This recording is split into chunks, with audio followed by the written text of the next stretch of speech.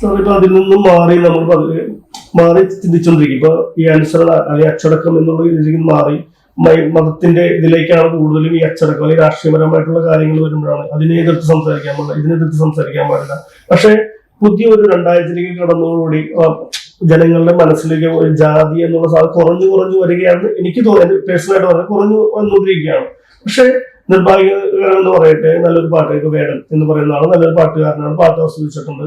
ചില ആളുകൾ അദ്ദേഹത്തെ അറിഞ്ഞു വന്നത് എനിക്ക് തോന്നുന്നു ഈ പറയുന്ന മഞ്ഞുവൽ ബോയ്സ് എന്ന് പറയുന്ന സിനിമ കൂടിയാണ്. അതിനു മുമ്പേ അറിയുന്ന ഒരുപാട് ആളുകളുണ്ട്. പക്ഷെ 80s 90s ആളുകൾ ചിലപ്പോൾ അത്യാവശ്യം ഒത്തിരി ഫേമസ് ആയി വന്നത് ചിലപ്പോൾ ഈ പറഞ്ഞ പോലെ ആ പാട്ടിലൂടെയാണ്. പിന്നെ അത് ഫേമസ് ആയി. പിന്നെ അദ്ദേഹം ഒരു പ്രസ്താവന ഇറക്കാൻ തുടങ്ങി.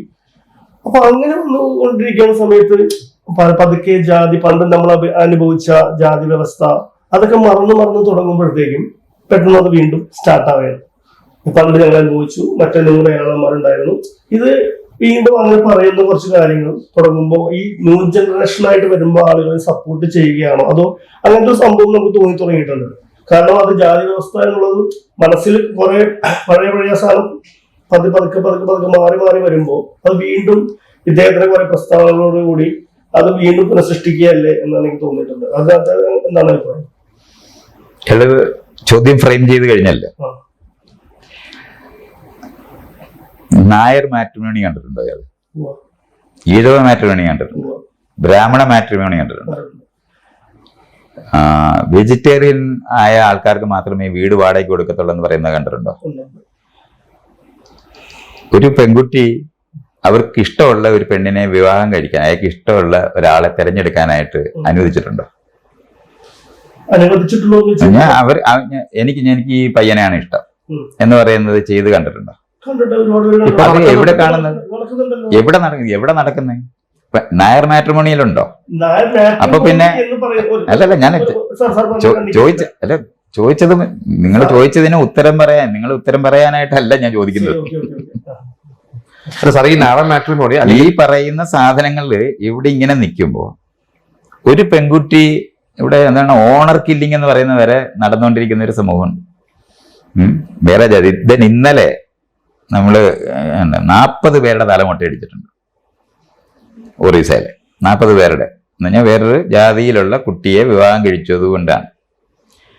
ഇത് നടക്കുന്ന ഒരു സമൂഹത്തിനകത്ത് നമ്മൾ ഈ പറയുന്ന സാധനം എല്ലാ സ്ഥലത്തും ഈ പോയി എന്ന് പറയുന്ന സാധനം എവിടെയാണ് പോയെന്നുള്ള ചോദ്യം വരും. നമ്മൾക്ക് ആദ്യം മനസ്സിലാക്കാനുള്ളത്, നമ്മൾ ജനിക്കുന്ന വീട്, ഇയാൾ ജനിക്കുന്ന വീടുണ്ട്, ഏതെങ്കിലും ഒരു വീട്ടിൽ ജനിക്കണമല്ലോ. ജനിക്കുന്ന വീടിനകത്ത് അവരുടെ ഐഡന്റിറ്റി, വീട്ടുകാരുടെ ഐഡന്റിറ്റി എന്ന് പറയുന്നത് ഏതെങ്കിലും മതത്തിൽ വിശ്വസിക്കുന്നവരല്ലേ? അവരിനകത്ത് തന്നെ അവാന്തര വിഭാഗമായിട്ട് ജാതിയിൽ വിശ്വസിക്കുന്നവരല്ലേ? അതുപോലെ തന്നെ പണക്കാരെന്നും പണമില്ലാത്തവരെന്നുള്ള തരത്തിലുള്ള ഐഡന്റിറ്റി ഉള്ളവരല്ലേ? തെക്കരും വടക്കരും എന്ന് പറഞ്ഞ ഐഡന്റിറ്റി ഉള്ളവരല്ലേ? ഈ വീട്ടിലല്ലയോ നമ്മൾ ജനിക്കുകയുള്ളൂ. അങ്ങനെ അല്ലാത്ത നമ്മൾ പൗരരാണ്, അല്ലെങ്കിൽ നമ്മൾ മനുഷ്യരാണെന്ന് പറയുന്ന വാക്ക് പോട്ടെ, ഇന്ത്യക്കാരാണ് എന്നറിയുന്ന വീട് എവിടെയാണെന്ന്, കേരളത്തിലോ അല്ലെന്നുണ്ടെങ്കിൽ ഇന്ത്യയിലോ ഉള്ളത്? അങ്ങനെ ഒരു വീടില്ല.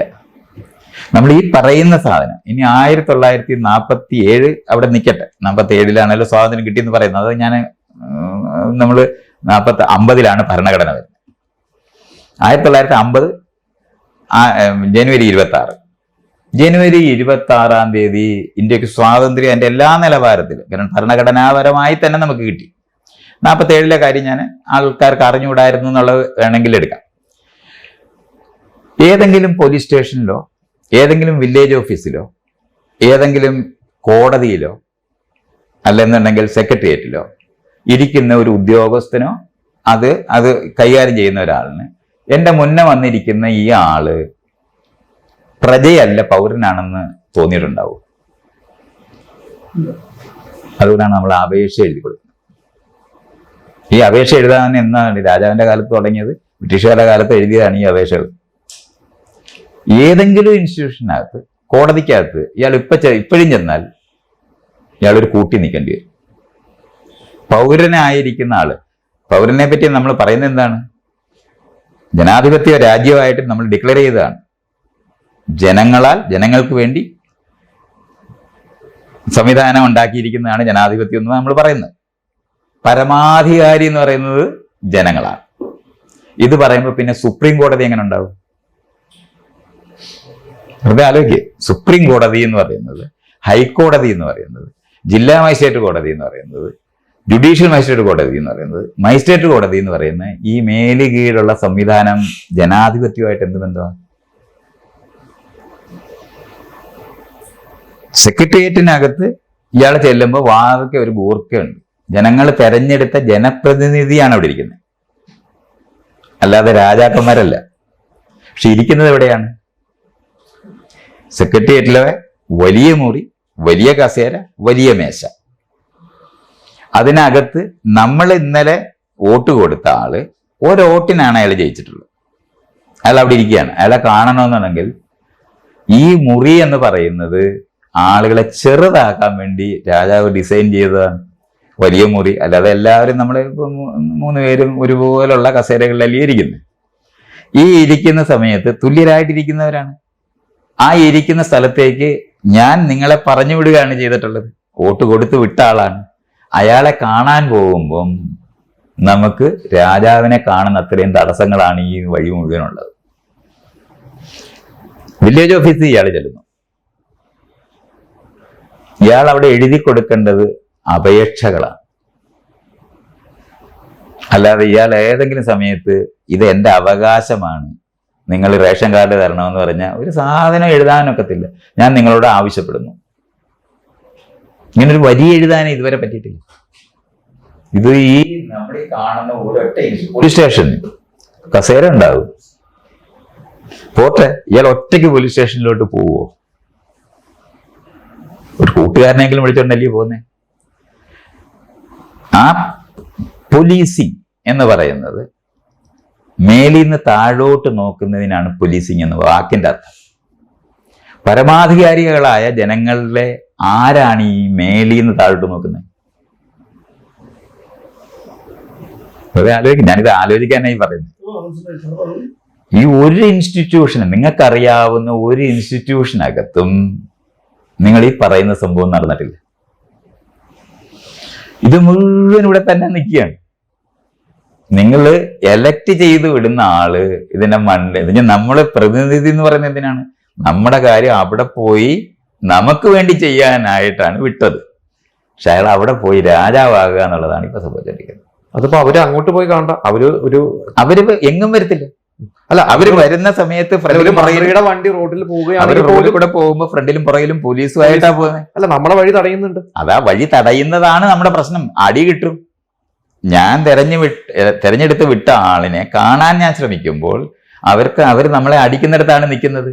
ഇയാൾ ഈ പറയുന്ന മേല് കീഴിലുള്ള സമൂഹമോ കല്യാണം കഴിക്കാൻ പോകുന്ന സമയത്ത് ഹിന്ദു എന്നുള്ള സാധനമല്ല, ഈഴവ മാട്രിമോണി, നായർ മാട്രിമോണി ഉള്ള നാട്ടിലെ ഈ പറയുന്ന ഒരാള് അയലത്തെ വീട്ടിൽ പോയി ഭക്ഷണം കഴിക്കുന്ന കുട്ടിയോട് അത് നമ്മുടെ ആൾക്കാരല്ല എന്ന് പഠിപ്പിക്കുന്ന വീടുകളിൽ ജനിച്ചിരിക്കുന്ന, ഇത് മുഴുവൻ നിലനിൽക്കുന്ന സ്ഥലത്ത് ആകെ ഈ ഭരണഘടനയിൽ എഴുതി വെച്ച സാധനം നമ്മൾ വീട്ടിനകത്ത് ആരെങ്കിലും ഓടി വരുമ്പോൾ നമ്മൾ വീടിനകത്ത് ഒരു തുണി എടുത്ത് നമ്മുടെ കട്ടിലിന്റെ മേളിലിടും.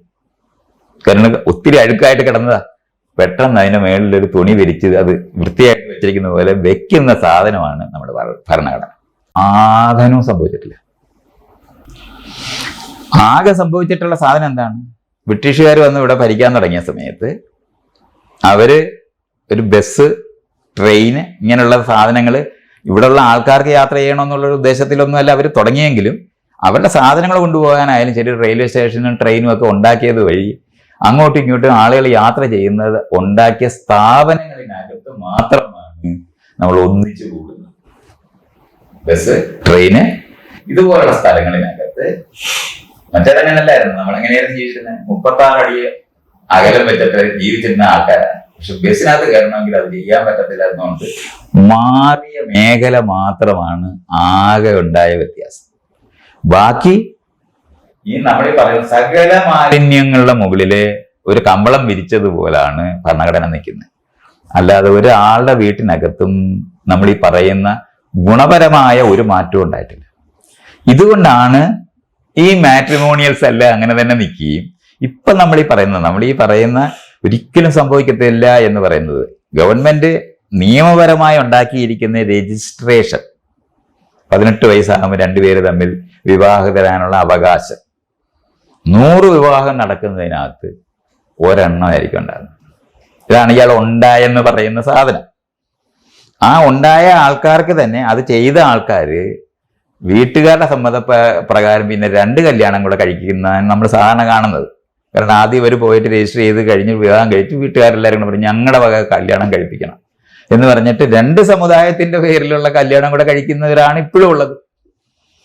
ഇനി സ്വതന്ത്രമായി ചെയ്തവരെന്ന് വെച്ചോ, വീട്ടിനകത്തു നിന്ന് 90% ആ സ്വത്തൊന്നും കൊടുക്കത്തില്ല. അവര് പാടുപെട്ട് ജീവിക്കുന്നവരായിട്ട് പോകും. അവര് സ്വാഭാവികമായി സാമൂഹികമായ സപ്പോർട്ട് കിട്ടാത്തവരായത് കാരണം കൊണ്ട് അവർ പിരിഞ്ഞു പോകുന്നിടത്താണ് കൂടുതൽ പേര് നിൽക്കുന്നത്. ഇപ്പൊ നമുക്ക് ആ സ്വാതന്ത്ര്യ സമരത്തിന് തൊട്ട് പിന്നാലെ നമ്മൾ നോക്കിയാൽ മതി. ആ സമയത്തൊക്കെ ഇവിടുത്തെ രാഷ്ട്രീയ പാർട്ടിക്കാരെല്ലാം പാർട്ടി ഓഫീസിലൊക്കെ കല്യാണം കഴിപ്പിക്കുമായിരുന്നു. ഇഷ്ടംപോലെ കാണുമായിരുന്നു. ഇന്ന് നമ്മൾ കാണത്തേയില്ല. മാത്രമല്ല ആരും അതിനെപ്പറ്റി സംസാരിക്കത്തേയില്ല. എന്തുകൊണ്ടാ? ഈ രാഷ്ട്രീയ പാർട്ടിക്കാർ ചിത്തയായി പോയിട്ടൊന്നുമല്ല. അവർക്കറിയാം അവർ ഇതുപോലുള്ള കാര്യങ്ങളിൽ ഇടപെട്ടാൽ അവരുടെ വോട്ട് പോകുമെന്നറിയുന്ന കാരണം കൊണ്ട് നിശബ്ദമായി പോയ സാമൂഹിക മുന്നേറ്റത്തിന്റെ മേഖലയെ ഇല്ലാതായി. ഇപ്പൊ കെ ആർ ഗൗരിയും ടി വി തോമസും കൂടെ കല്യാണം കഴിക്കുമ്പോൾ രാഷ്ട്രീയ പാർട്ടി വിട്ടിട്ട് അവർ ഒന്നിച്ച് ജീവിക്കുന്നുണ്ട്. രണ്ടുപേരും 2 രാഷ്ട്രീയ പാർട്ടിയിലായിപ്പോയിരുന്നു, CPI യും CPP യും. പക്ഷെ അത് മുഴുവനും നമ്മൾ എടുത്ത് പരിശോധിച്ച് നോക്കിയാൽ അത്തരത്തിലുള്ള രാഷ്ട്രീയ പാർട്ടികളിൽ നടന്നിരുന്ന വിവാഹങ്ങൾ നിങ്ങൾ ഇന്ന് കാണത്തേയില്ല. ഒരു 100-ൽ ഒരാള് ചെയ്താൽ അത് ഘോഷിക്കും. 2 പേര് തന്നെ. എന്ത് 2 പേര് തമ്മിൽ, 2 ആണും പെണ്ണും തമ്മിലല്ലേ വിവാഹം കഴിച്ചത്? പിന്നെ എന്തിനാ ഘോഷിക്കുന്നത്? ഇനി നമ്മൾ മിശ്ര വിവാഹം സംഘം എന്ന് പറയുന്നത്. ഇപ്പൊ നമ്മൾ മഷിയിട്ട് നോക്കേണ്ടി വരും മിശ്ര വിവാഹ സംഘം. അവരുടെ മക്കളെ ആരും തന്നെ ആ മിശ്രവിവാഹം ചെയ്തവരുടെ മക്കൾ ആരെങ്കിലും അവരുടെ മിശ്രവിവാഹം ചെയ്യണമെന്ന് ആഗ്രഹിക്കാത്ത മിശ്രവിവാഹരെ നമ്മൾ കാണുള്ളൂ. കാരണം ഈ സമൂഹത്തിനകത്ത് നിങ്ങൾ ഈ പറയുന്ന മാറ്റമൊന്നും ഉണ്ടായിട്ടില്ല. ഒരു തുണി വിരിച്ചിട്ടേ